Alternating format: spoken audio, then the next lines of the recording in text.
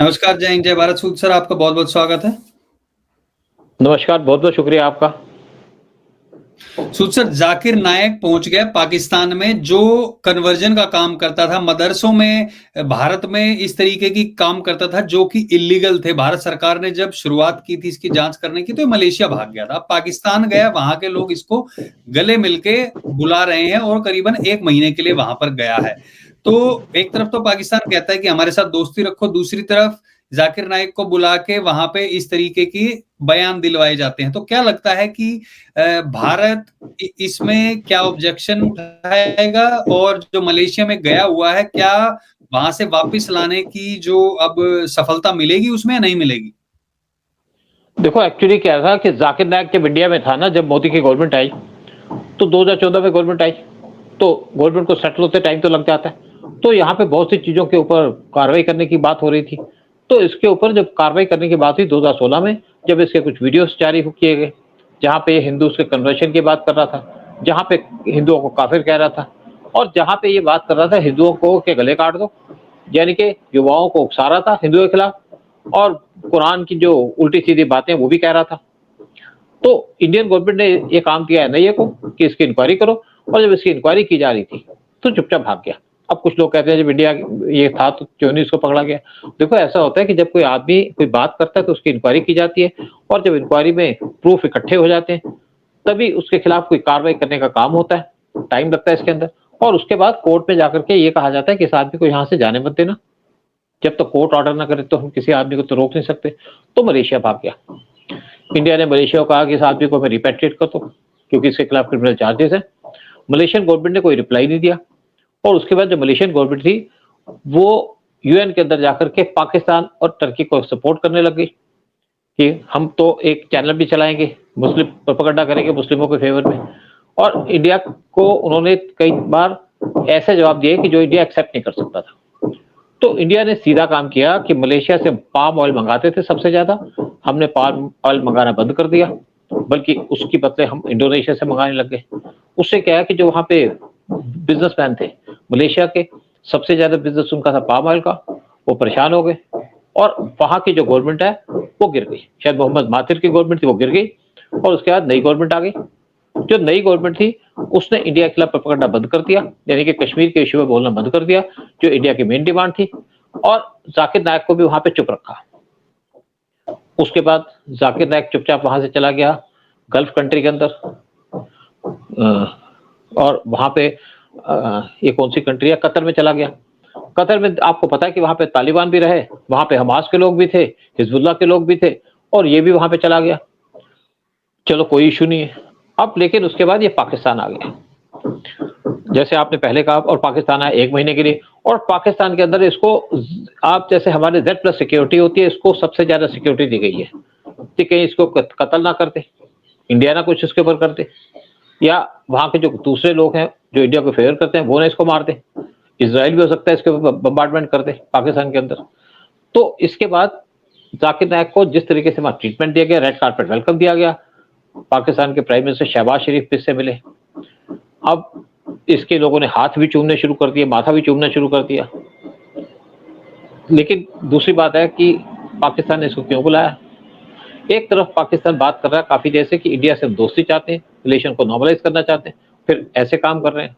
ज़ाकिर नायक जो most wanted एक terrorist है इंडिया के अंदर, उसको अपनी कंट्री बुला लेते हैं। फिर डर भी लगता है कि इंडिया इसको मार ना दे। और दूसरी बात है कि इसको 1 महीने के लिए बुलाया गया, और जब पाकिस्तान एक तरफ बात करता है कि हम इंडिया से दोस्ती करना चाहते हैं, फिर कश्मीर का इशू उठा देता है। तो या तो पाकिस्तान को समझ नहीं है, या वो डेवलप नहीं हो पाए, और अब ज़ाकिर नायक को वहाँ बुला तो करके अच्छा, इन्होंने एक एक तो इंडिया एक को। चीज़ और सर, जो आप बता रहे थे अभी, अब बात कर रहे थे थोड़ी देर पहले, इसका और कौन-सी कंट्री का प्रोपेगेंडा है इसके पीछे, किसकी साजिश है जो इसको इस तरीके से भेजा गया है? देखो इसके पीछे एक हाथ जो है वो है अमेरिकन सीआईए का। आप देख रहे हैं कि सीआईए कैसे इंडिया को टारगेट कर रहा है। कभी पाकिस्तान को 7 बिलियन का लोन दिलवा देता है, बांग्लादेश को 3.5 बिलियन का लोन दिलवा देता है, वर्ल्ड बैंक के प्रेसिडेंट को वहीं पे बुला करके, और दोनों को इकट्ठा करके इंडिया को सैंडविच करने की कोशिश कर रहा है अमेरिका। वैसे भी इंडिया, आप देखो इंडिया को पिछले 1 साल से परेशान कर रहा है, क्योंकि वो चाहता है कि इंडिया उसका गुलाम बन के रहे, और जब पीएम मोदी को जून 2023 में बुलाया था अमेरिका के अंदर स्टेट विजिट पे, तो उन्होंने पीएम मोदी से कहा था आप नाटो ज्वाइन कर लो। जब पीएम मोदी ने मना कर दिया तो उन्होंने कहा नाटो प्लस ज्वाइन कर लो, वो भी पीएम मोदी ने मना कर दिया, क्योंकि वो चाहता था कि अगर इंडिया नाटो या नाटो प्लस ज्वाइन कर लेगा तो सारा जो इक्विपमेंट है डिफेंस का वो अमेरिका से लेगा, और इंडिया ये नहीं चाहता कि वो अमेरिका पर डिपेंडेंट रहे, और रशिया से भी रिलेशन अच्छे रखना चाहता है, अमेरिका से भी चाहता है। और फिर इन्होंने कभी निज्जर कभी पन्नू का इशू उठा दिया, फिर इलान ओमर जैसे को पाकिस्तान पीओके भेज दिया था इन्होंने। फिर जब इंडिया ने ऑब्जेक्शन उठाया तो कहते वो तो अपनी मर्जी से गई है, हमने नहीं भेजा। और वैसे भी देखा जाए राहुल गांधी को बुला करके इन्होंने अपने जो सीआईए ने वहां पे उसको बड़ी ब्रीफिंग दी, स्पेशली जो इस्लामिक प्रीचर है उनके बारे में उनसे मिलाया, और इंडिया के अंदर इनके बहुत से लोग भी हैं सीआईए के जो इस्लामिक प्रीचर भी हैं, और इंडिया के अंदर जो टेररिस्ट ग्रुप्स हैं या एंटी इंडिया ग्रुप्स हैं उनके साथ उनके टच भी हैं। और अब इन्होंने जाकिर नायक को पाकिस्तान भेजा है, और ये अमेरिका के मर्जी के बगैर नहीं आया, अमेरिका के अप्रूवल से आया, अमेरिका की गाइडेंस पे आया, क्योंकि इस टाइम पे अमेरिका के कुछ जो सीआईए के एजेंट हैं वो पाकिस्तान में बैठे हैं और उनको हर एक चीज के ऊपर ब्रीफिंग दे रहे हैं। तो जाकिर नायक को जो भेजने का काम है पाकिस्तान के अंदर वो है इंडिया को किसी न किसी तरीके से परेशान करना, लेकिन इंडिया को इससे कोई फर्क नहीं पड़ता, क्योंकि हमारी गवर्नमेंट यूएस की जो भी मूव्स है उसको इग्नोर कर रही है, और वो चाहते हैं कि हम इसको इग्नोर करें टिल जब तक यूएस के अंदर इलेक्शन ना हो जाए, और इसलिए हम कोई जवाब भी नहीं दे रहे। लेकिन हाँ, जब वो अब जैसे यूएस ने एक स्टेटमेंट दी कि इंडिया के अंदर मुस्लिम को निग्लेक्ट किया जाता है, तो इंडिया ने कहा कि आप इस तरीके से नहीं कह सकते, आपके यूएसए के अंदर तो हमारा मंदिर तोड़ा गया हिंदुओं का, उस पर भी बात कीजिएगा। बांग्लादेश के ऊपर अमेरिका कुछ नहीं कहेगा कि बांग्लादेश के अंदर 500 हिंदुओं का कत्ल कर दिया गया, जो इस टाइम पे मोहम्मद यूनिस की गवर्नमेंट है, ये नहीं बात करेंगे कि हिंदुओं पे अत्याचार हो रहे हैं वो। लेकिन एक अगर मुसलमान का इशू आ जाएगा तो उस पर बात करना शुरू कर देंगे।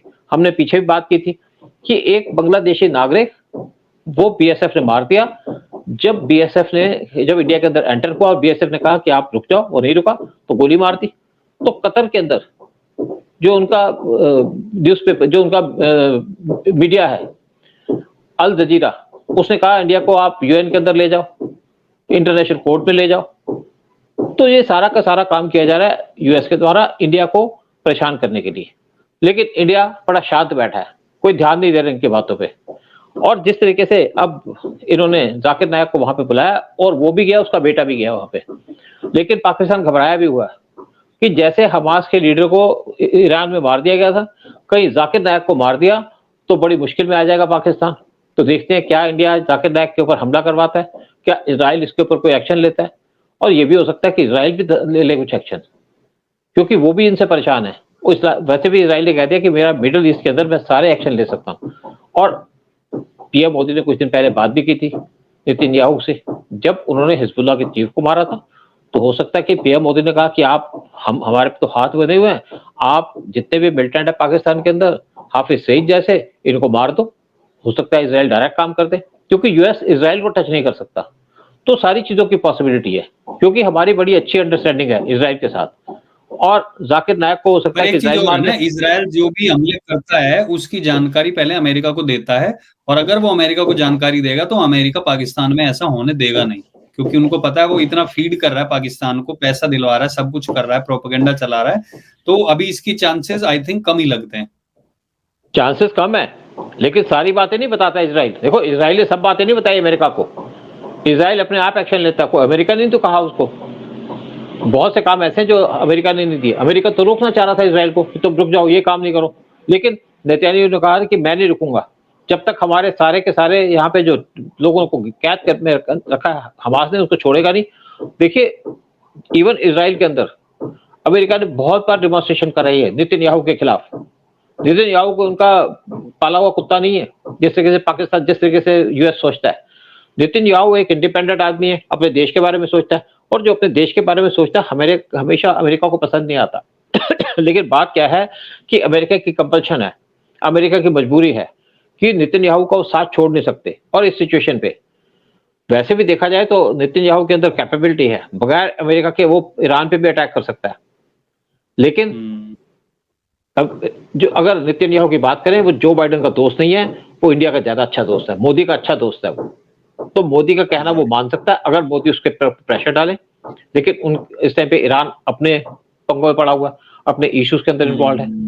लेकिन मैं कुछ उम्मीद दिखा रहा हूं कि ये पॉसिबिलिटी है कि जाकिर नायक के ऊपर अटैक हो सकता है, रॉ भी कर सकता है, क्योंकि हमने बहुत देख लिया यूएस बहुत को। सारे लोगों को हम मारा था ना अभी आतंकवादी को चुन-चुन के, तो कोई बड़ी बात थोड़ी होगी। 28 तो कोई बड़ी बात नहीं है, तो बिल्कुल पॉसिबिलिटी है इस चीज़ की।